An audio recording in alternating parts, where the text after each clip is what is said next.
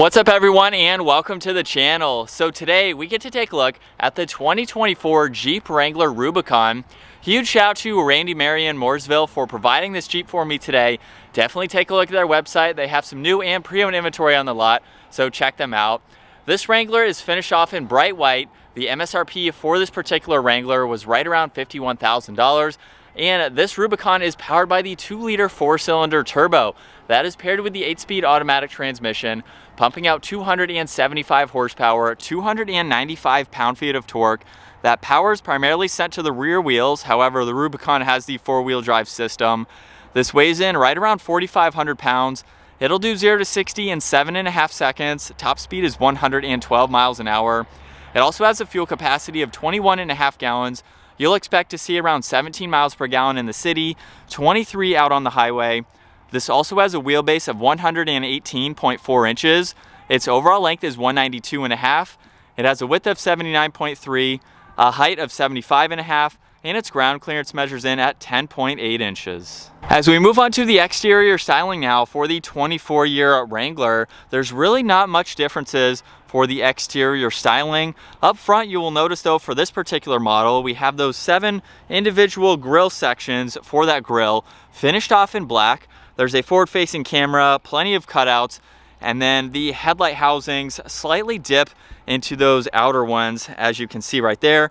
This model also has the LED headlights, DRLs, and the turn signals are actually mounted on these massive fender flares. Now in the steel front bumper, there's also the fog lights, even the red tow hooks too. There's a license plate holder right in the middle, and then some skid plates up underneath. And for the hood, there's also some really nice black heat extraction vents on both sides. And then those 2 bump stops right in the middle are actually for the windshield. On the Wranglers, you can actually fold down the windshield and you can rest them right there so they won't damage any of the paint. If you choose to do that, I haven't seen that all that often. And then this is how you can open up the hood. So you have the releases on both sides there.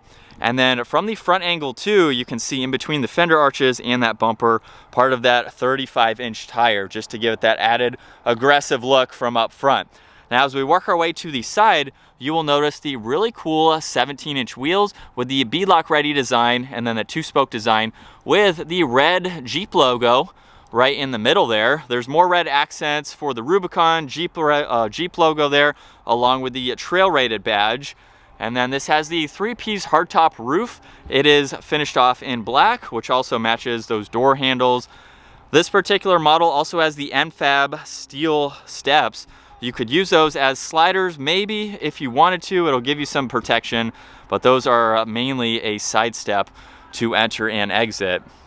You'll notice too that this particular model does have these aftermarket trim accents for the fender flares, just to give you a little bit more protection from the tires slinging up any mud or anything like that. And then in back, this does have LED taillights along with the full-size spare. The backup camera is right in the middle of that wheel, so that is not obstructive.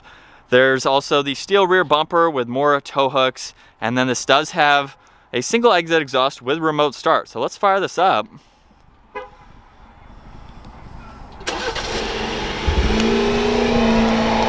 And like I mentioned, this particular model has the 2-liter 4-cylinder.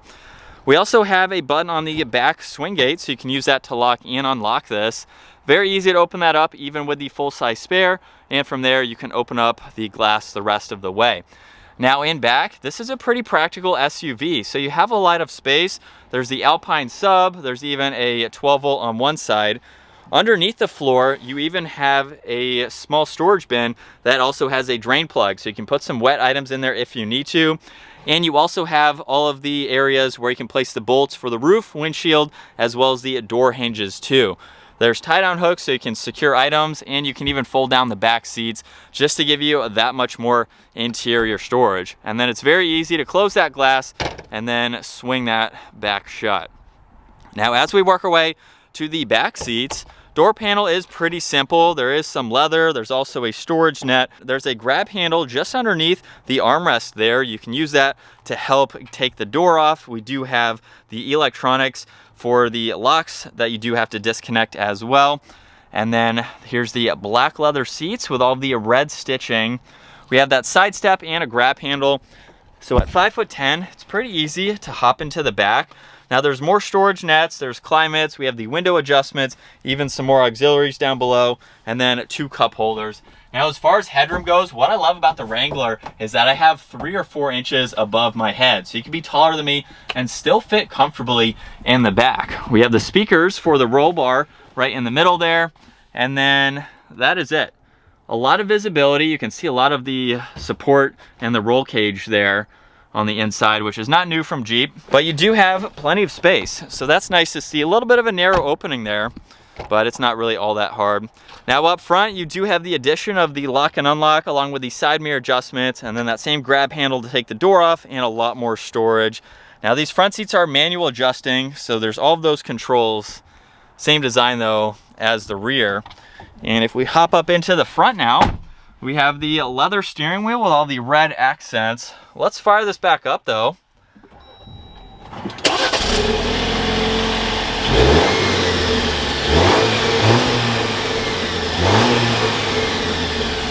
Now on this left side, there's Bluetooth and voice commands, and then all of those arrows will go through the info within that gauge cluster setting. So you can scroll through quite a lot of features just depending on what you need to see for the day. And on the left side and the right side, there's your tach, miles per hour, your 4-wheel drive selector, and even your fuel and engine temperature. But like I said, you have a lot of vitals that you can scroll through as needed. You can even adjust what you'd like to see. So upper left is compass, upper right is outside temperature, and you can go into the screen setup and configure that as needed. Now on this right side, this has cruise control, even adaptive cruise. So this is your distance pacing, and this still retains volume and tuning on the back side of the steering wheel. Now on this left side, there's the headlight adjustments, dimmer switch for the gauges there. A little bit of storage at the base of the dash. And then for this massive screen, we're gonna go to the home setting where you have a split view here with navigation along with your radio there. And if I swipe back to these icons, you can quickly get into your heated driver's seat, heated steering wheel. You have where you'd like the air to go, pitch and roll. You can configure these as needed. On this left side, there's media. You can get into the comfort, so you can go through all of those settings, even pull up the navigation. You have your phone when you have that paired. And then when I click on vehicle, you can go to your forward-facing camera. So if we click on that, you have that visibility. You can even go to the rear camera, just some shortcuts. And then there's also apps that you can go into just depending on what you need to get into. So you can go through all this information, which is really helpful and nice. There's also shortcuts on the top of that screen that you can get into as well. Now there's 2 air vents underneath that. Power and volume for the radio, tuning, fan speeds in the middle, heated steering wheel, heated seats. You have where you'd like the air to go. This even has the engine start stop. There's a downhill assist. You can shut that screen off. Everything is laid out well. It's easy to know what you need to get into. Window controls are just underneath that, along with a 12 volt. This is how you can pair your phone. So it does have to be wired in for the Apple CarPlay, Android Auto. There's some auxiliaries down below, so you can hook up some aftermarket equipment. And of course, the Rubicon comes with a front and rear locker. You can do rear only. Then we have an off-road plus mode and a sway bar disconnect. Now this is the control to go through your 4-wheel drive system. And then on the right side, we can pull up that backup camera as you already saw, and then even shift using the shifter itself. 2 cup holders down below with a spot for your phone. We have the manual parking brake, and then you get 2 compartments in the middle. Smaller one up top, larger one down below. Plenty of room in the glove box too for that amount of info. And then it's a pretty boxy square off vehicle, so that makes visibility very easy over both shoulders, especially over this left side. Windows in the back are super large. So as we set off now behind the wheel for the all-new Jeep Wrangler, if you are new to our channel, I used to own a Wrangler, so I had one a few years ago. We've had a lot of Wrangler press vehicles, so I've had a lot of seat time and even some ownership experience for the Jeep Wrangler. For this 24-year model, really not a whole lot of changes aside from this massive infotainment system, which I do like. I had the 7 or 8 inch screen in mine, and it was okay for what it was. It was just a little bit small. I like how integrated this screen is, and it also has a continuation for the trim piece that goes around the gauge cluster, so it's really nicely incorporated. Aside from that, not many changes to talk about for this Wrangler. It's interesting though to see for this Rubicon, for the top trim level, you can go with this 4-cylinder turbocharged engine. Now, I had the 3.6 liter V6 in mine, and I would probably go with that again, or even go with the 4xe, which is that hybrid setup. We'll give it a minor acceleration. 295 pound-feet of torque. Also seems to be pretty adequate out on the road too. So it's a good option to go with. If you want a little bit different sound, you can go with some of the other engine options. But it is very nice to see that there's multiple engine options to go with. Also transmission options too. For this engine, it's only the 8-speed, but some of the other engines, you can get a 6-speed manual transmission if you would like to do that. So honestly, it's not a bad engine. It's something that's going to be a little bit more fuel efficient, especially out on the roads, but it seems pretty adequate. You're not really going to be towing with the Wrangler since it can only tow about 3,500 pounds, you know, small utility trailer or something like that. But if you're just looking for that top-down experience with the tops, taking the doors off, you're not really concerned about having a larger engine, this seems to be pretty nice and sufficient. Now, as far as turning radius goes for this, it's a small vehicle. I took mine off-road, and it can maneuver very well in tighter situations. So it's something that is a really good off-roading SUV with its size. Well, let's talk real quick about the roof options. I didn't really go into details with that. This has the 3-piece hardtop. You take the driver's side off first, then you take the passenger. From there, you can take the whole back end off as one piece.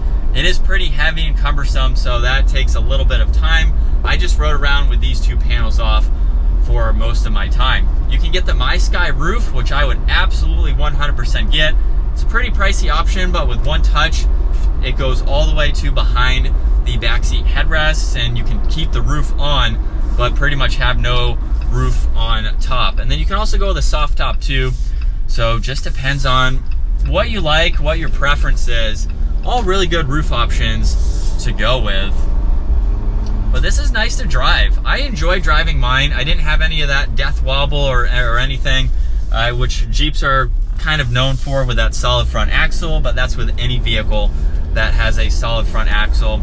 I've personally never experienced it in mine, and I've never experienced it in any of the press Jeeps that we have had over the years. So they drive very nice. It is something that's going to be a little bit more windy compared to like a 4Runner or something more enclosed like that. You can get the insulation panels for the top of the roof just to help a little bit, but it is something to be expected that you are going to hear some wind noise. And now we'll pop it over into the manual setting from second gear. Here we go.